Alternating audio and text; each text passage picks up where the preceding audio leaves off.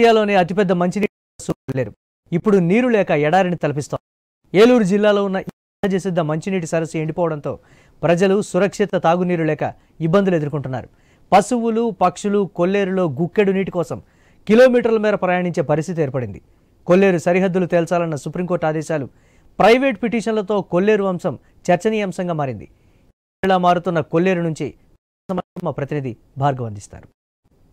Supreme court ఆంక్షలు, మరోవైపు రాజకీయ నేతల హామీల మధ్య కొల్లేరు ప్రాంతం అంతా కూడా ఈరోజు తీవ్ర వివాదాస్పదంగా మారుతోంది. అటు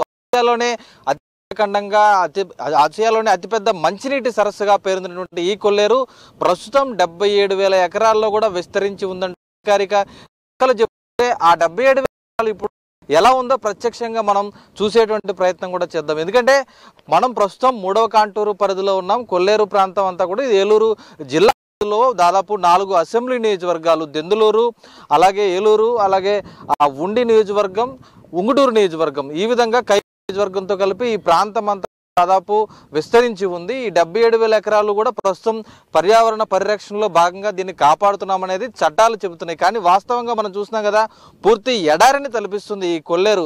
అంటే సహజ సిద్ధ మంచినీటి సరస్సులో 1 మీటర్ లోతులో ₹1 నాణ్యం వేస్తే కూడా స్వచ్ఛంగా నాణ్యం కనబడుతుంది అనేది గతంలో కొల్లేరు గురించి చరిత్ర చెప్పేది. కానీ ఇప్పుడు చరిత్ర చూస్తే పూర్తిగా బేటలు పోయి నెరలు వీల్చి ఈ కొల్లేరులో చుక్క నీరు కూడా లేకుండా ఈ వేసవి కాలంలో ఎండిపోయిన పరిస్థితి కనిపిస్తుంది. అయితే ఇటీవలే 6 నెలల క్రితం బుడమేరుకు భారీగా వరద వచ్చినప్పుడు ఈ నీటి సామర్థ్యం ఇక్కడ 2 టీఎంసీల నీటిని నిల్వ చేసేటువంటి సామర్థ్యం ఉన్నప్పటికీ 4 టీఎంసీల వరకు నీరు వస్తే ఆ ఒక్క చుక్క కూడా ఒడిసి పెట్టలేని దౌర్భాగ్య పరిస్థితి ఈ ప్రాంతం ఉంది అనేది కూడా పర్యావరణ ప్రేమికులు ఆవేదన వ్యక్తం చేసిన పరిస్థితి కూడా ఉంది. ఎందుకంటే అటు ఇక్కడ రెగ్యులేటర్ల నిర్మాణం అనేది జరిగితే ఈ ప్రాంతం అంతా పూర్తి జలకళతో ఏడాది పొడవునా 365 రోజులు కూడా ఉండేటువంటి పరిస్థితి ఉండేది. కానీ ఇప్పుడు మనం చూసినాం కదా, ఎక్కడో ఒక చోట అంటే ఒయాసిస్ లాగా ఎడారిలో ఎక్కడో ఒక చోట నీరు అయితే దొరుకుతుందో ఆ విధంగా మనం చూసిన పశువులు ఏవైతే ఉన్నాయో, గొర్రెలు, మేకలు, ఆవులు, గేదెలు, ఇవన్నీ కూడా ఎక్కడ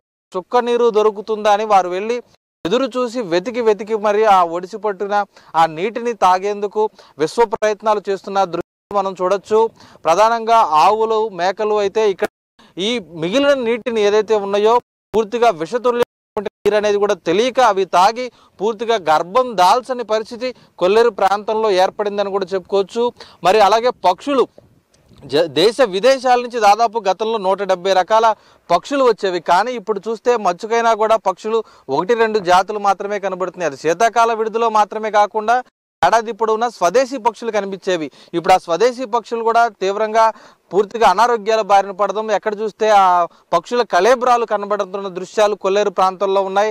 మనం చూస్తున్నాం కదా, గొర్రెల మందలు కానీ మేకల మందలు కానీ రైతులు, కాపలాదారులు ఇక్కడికి తీసుకువచ్చి ఇక్కడ గడ్డి కానీ తాగునీటిని కానీ వాటికి ఇచ్చేందుకు ప్రయత్నాలు చేస్తుంటారు. కానీ ఇప్పుడు ఆ నీరు చుక్క దొరకాలంటే కూడా కిలోమీటర్ల మేర కొల్లేరు ప్రాంతం లోపలికి వెళ్తే గానీ అది దొరకని పరిస్థితి అయితే ఉంది. దీని అంతటికీ కూడా కారణం పర్యావరణాన్ని కాపాడడంలో నిర్లక్ష్యం, చిత్తడి నేలను కాపాడడంలో నిర్లక్ష్యం, అభయారణ్య పరిరక్షణ చట్టాన్ని అమలు చేయడంలో నిర్లక్ష్యం అనేది ఖచ్చితంగా కనిపిస్తుంది. అయితే ఇటీవల సుప్రీంకోర్టు జోక్యం చేసుకోవడం, కొల్లేరులో ఉన్నటువంటి కాంటూరు సరిహద్దులు తేల్చాలి అంటూ కూడా రాష్ట్ర ప్రభుత్వానికి, జిల్లా కలెక్టర్కు స్పష్టమైన ఆదేశాలు ఇచ్చినప్పటికీ కూడా ప్రజాప్రతినిధులు ఎవరైతే ఉన్నారో వారు కొల్లేరు ప్రజల పరిరక్షణ పేరుతో సుప్రీంకోర్టును ఆశ్రయించడం అయితే జరిగింది.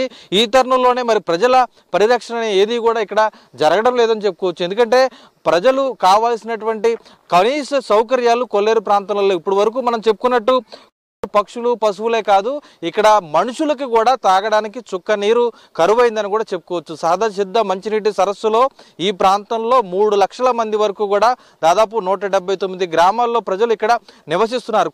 ప్రాంతంలో ఆధారపడి ఇక్కడ మత్స్యకారులుగా జీవనోపాధి పొందుతూ కూడా వారు నివసిస్తున్న పరిస్థితి ఉంది. కానీ ఈరోజు మంచినీళ్ళు తాగాలంటే వారు క్యాన్ కొనుక్కొని, మినరల్ వాటర్ కొనుక్కొని తాగేటువంటి దుస్థితి ఏర్పడింది. కొల్లేరు ప్రాంత గ్రామాలన్నిటికీ కూడా గుడివాక లంక, పత్తికోళ్ళ లంక, కుక్కరాయి లంక, ఈ విధంగా ఈ లంక గ్రామాలు, మరోవైపు అటు ఉంగుటూరు నియోజకవర్గంలో కూడా బేమడోలు, పైడి చింతపాడు, అలాగే కైకులూరు నియోజకవర్గంలో కోట, శృంగవరపాడు, ఈ విధంగా అనేక గ్రామాలు ఇక్కడ ఉన్నప్పటికీ కూడా ఆ గ్రామాల్లో తాగునీరు స్వచ్ఛంగా దొరకకపోవడంతో వారు ఈరోజు మినరల్ వాటర్ని, ఆర్ఓ వాటర్ ప్లాంట్లని ఆశ్రయిస్తున్నటువంటి పరిస్థితి ఉంది. అంటే పట్టణాల్లో లేదంటే ఎడారి ప్రాంతాల్లో ఉన్నట్లు సహజసిద్ధ మంచినీటి సరస్సుల్లో ప్రజల పరిస్థితి కూడా ఇదే విధంగా ఉండడంతో ప్రస్తుతం భవిష్యత్తులో ఇంకా అంధకారమైనటువంటి పరిస్థితులు ఇక్కడ ఉంటాయనేది కూడా తెలుస్తోంది.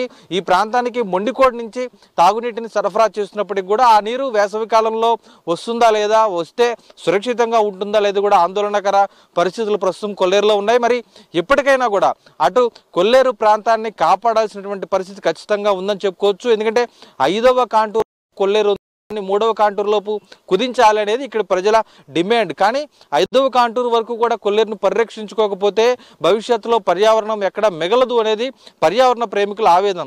ఈ రెండింటి మధ్య నలుగుతున్నటువంటి అటు కేంద్ర రాష్ట్ర ప్రభుత్వాలు కానీ అటు ప్రజలు కానీ ప్రజాప్రతినిధులు కానీ చేసినటువంటి హామీల నేపథ్యంలో సుప్రీంకోర్టు తాజాగా ఇచ్చినటువంటి తీర్పు ఏ విధంగా అమలవుతుంది, మరి యంత్రాంగం ఈ చట్టాలన్నీ కూడా అమలు చేస్తాయా, కొల్లేరును కాపాడుతాయా, కొల్లేరును కాపాడుతూ ఇక్కడ ఉన్నటువంటి ప్రజల జీవ వైవిధ్యాన్ని కాపాడుతాయా లేదనేది కూడా పరిస్థితి అయితే కనిపిస్తుంది. కెమెరా పర్సన్ మధుతో భార్గవ న్యూస్, కొల్లేరు ప్రాంతం నుంచి.